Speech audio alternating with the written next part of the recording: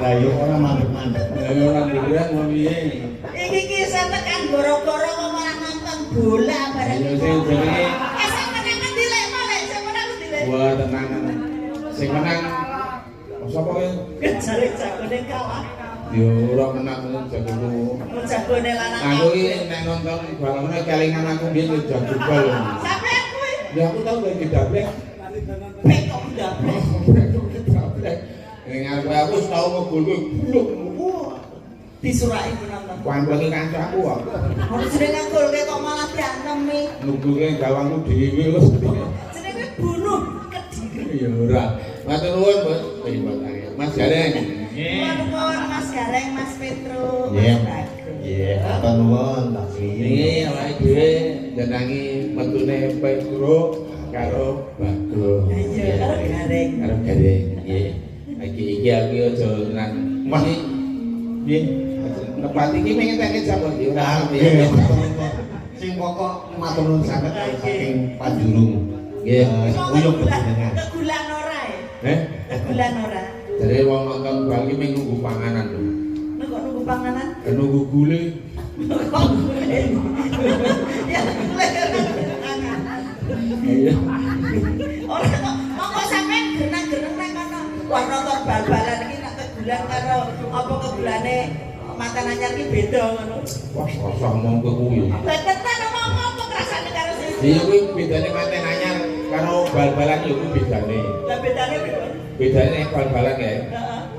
Dul-dul mleboke bleng iki rangkul-rangkulan.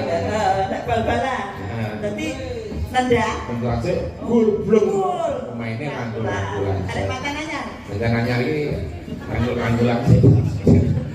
Oh, dibalik.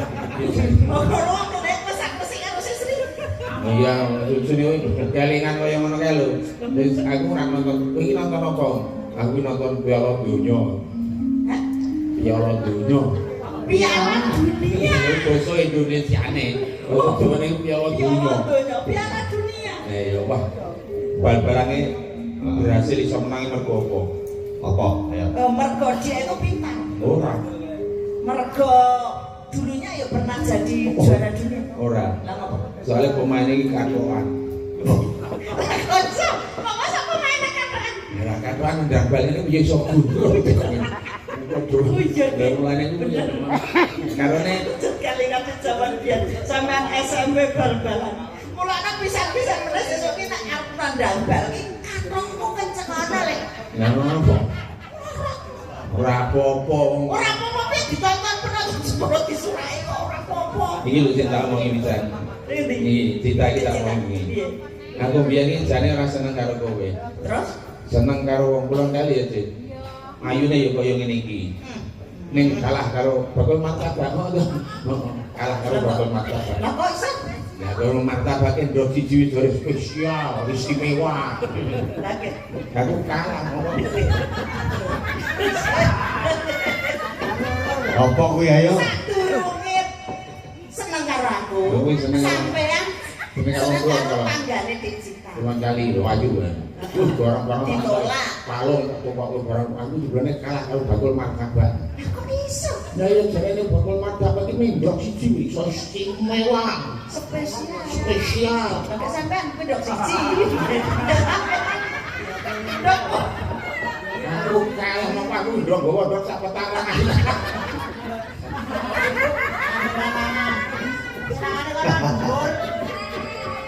Jangan Kanggo kamu kan wis ra spesial kok ya, Pak. Oh, Kok kayak campuran. wes enek biyen saya tak mau itu. Enak martabak kae ya ta? Iki perkara martabak lho kaisian. Iya. Nek mangan kudu dicocoli nganggo iki lho Dek, iki lho. Iki lombok. Ayo. Pakai cabe yang banyak. Ini martabak.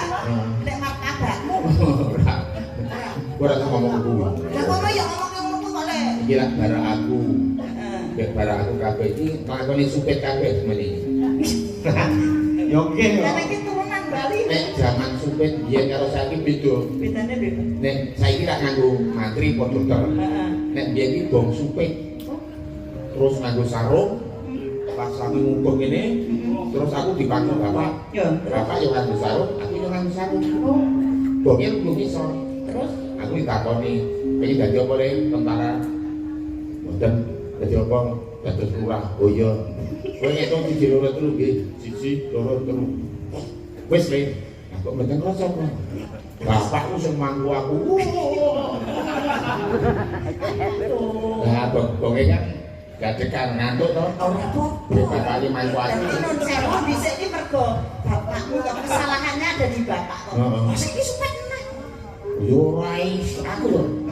Yo supet iki nek saiki modele nganggo mesin supet. Oh, ora loro. Nyuci wae nganggo mesin. Heeh. Terus nyambel Nyambel ya nganggo mesin. Mari klopo nganggo mesin. Supet Supet iki nganggo mesin. opo yo Lek? Bentuke kaya kenong kae. Bolongane pirang-pirang. Oh. Miturut gede cilik sing arep disupiti. Ya, ya. Ayo terus suritan masal to. Nah. Ayo anak-anak ngumpul. Oh nyedak mesin kae terus blem. Enek sing iki sesak kok ben aku kuwi ngono sih. Barang wis kumpul sak. Hah? Wes sampe pun ceklik metu Nganggo cekik. nganggo saklar. Dadi kok saklar lunga wis ana pesone. Wah, mesin iki ning jero kene. Nek kono saklar sume kono ceklik kono metu wis jok. Nek kancaku wis tahu alangan. Yo. Coklik metu entek. Ora apa-apa sesuk tukul nah. Wah, nek metu yo kuku. Mesin iki konslet. Nggih, buat tani. Mambagong. Niki Nggih, Pak. kulinane karo mbok cange kayak iki bagong. Umune napa-napa tolong karang sing jenenge nyambut gawe kaya niku Mbak Wani ya. Sing pokok ngugemi karo perjanjian. Heeh. Wis pokoke ngantos sesuk jam 4 ora apa-apa. Ora apa-apa. Apa aku iki tenang. Ora bu kalau sedulur kok. Aku ki wong entrengan kok. Gendure tak diundang aku teko. Kuwi jenenge ora entrengan lancang nek. Iya ora. Nah, ini dia nih. Ini dia. Nah, Pak Prayogo. Anu Pak Bawang ya. Oh. Nyaosi gending sing alus-alus kabeh Oke. karo sepo. Menapa? Napa putut manggung napa rekambang. Niki sing Ngono. putut manggung sinten ajeng bojo kula napa bojo Weh, tiyang? aja aku ya. Oh. Aku biyen lantai sinden urung tekan kono kuwi. Walah cah saiki ya beda karo biyen to ya. Napa dereng nate weruh ulur sampean, Pak? Dereng. Oh. Ono ngono kabeh ora iso. Aku piye? Ono sampean sapi tae. Kon galuk nang. Biyen ngoten masake Mbak Cita mawon. Wah iki Cita. Cita iki nek cara nggo TV ki mlayune buat banget. Lagi macan. Ora pas diet kok. Oh iya, ora rasa marai diet. Rasa. Sing diet ki garwane biyen. Wis tak critake wingi. Mulane tak critani meneh. Oh. Bojone anu Mbak Laya ku sing dhisik lemu. Nggih. Ya terus aku kepengin kaya Cita iki piye ya. Kae aku tak mangan blimbing kulo ya aja. Kok ndak mah kumat. Apa ngarep nanas wae aja, kok ndak malah lambungmu mumbul. Lah carane piye kan awake cilik kowe lari yo pagi. Gampang, bareng lu lari pagi wis sampeyan lari iki kok tekan ndirang iki. Ora kok goleki. Ora ya aku ngrabeni kowe kuwi. Wah, yang di Pak Eko Sampeyan rada tak tunggu. Ana wong lanang kok oleh gampang menang rasa buah nabi. Aku ki bojomu kaya kaos.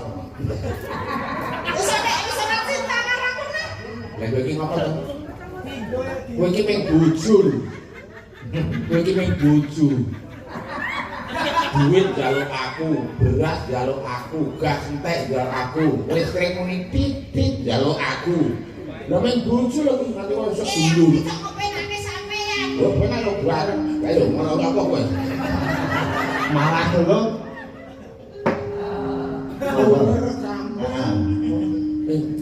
Waduh, kenapa lu rapi? Wati teh, gue jalur kacamata. Kau ceritain kacamata nih. Ini lo bocangin, pialah bocangin, Mas Badon. Ayo, kok sampean ki ya bagusi. Lah ngopo? Kok ndak nggo kacamata barang lho dadi guyu bocah. Iki ki kacamata pembesar. Ora percaya. Nek bingung ini ki nonton apa-apa saya gede. Wis ana iki.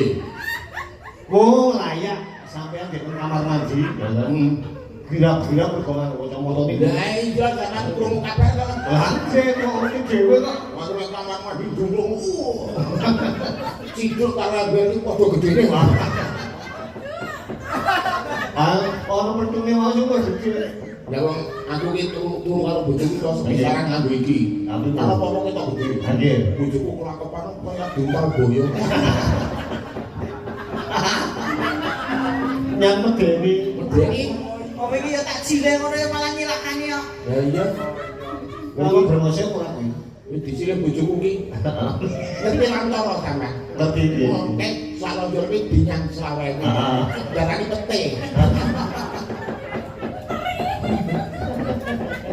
Ya lah, ngeriak ayo. Ayo,